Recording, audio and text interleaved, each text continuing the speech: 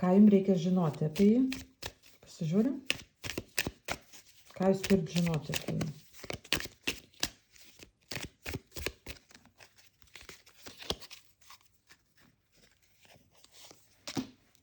O, jis toks laimėtojas, žinot, taip jaučiasi darbe, piniguose. Super.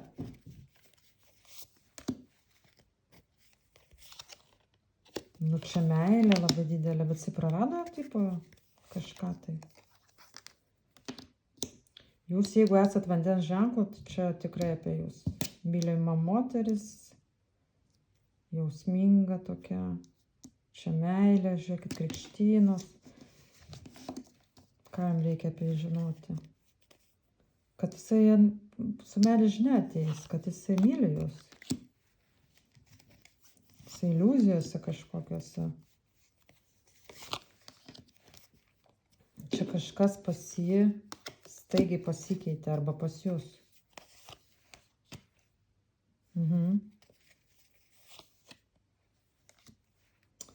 Nu, ką jam reikia žinoti, kad šeimos nori, oi, nu čia geros kortos. Čia po to, kai kažkas sugriuvo, nežinau, ar pas jį asmeniškai, ar pas jūs, kažkokios buvo didelės permainos. Buvo kažkokios situacijos pabaiga, praradimai kažkokie, ne? Bet čia nėra, gal gali būti, kad ir šitam darbe, žinot. Ir čia toliau eina meilės kortos, grinai.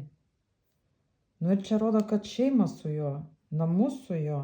Ir rodo monetų tūzą, tai reiškia, kad pati geriausia korta, po kurios nieks nebūrė, jūs jau turbūt žinot, jeigu žiūrit ne pirmą mano.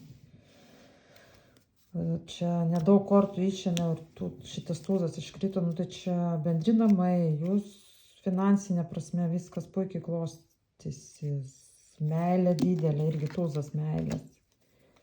Nu tai jums reikia žinoti apie jį, kad jis labai jūs myli, nu, ir kad jūs su juo praleisite, galbūt netgi ir visą savo gyvenimą, žiūrėkit, čia jau anūkai. Anūkai. Jeigu neturit vaikų, turėsit vaikų, nes čia rodo krikštynos kažkur čia buvo korta. Nu, žodžiu, sveikinu, labai geros kortos. Labai geros kortos, perspektyvos, jo. Apie jį nieko blogo negaliu tiesiog pasakyti. Puiku. Puiku.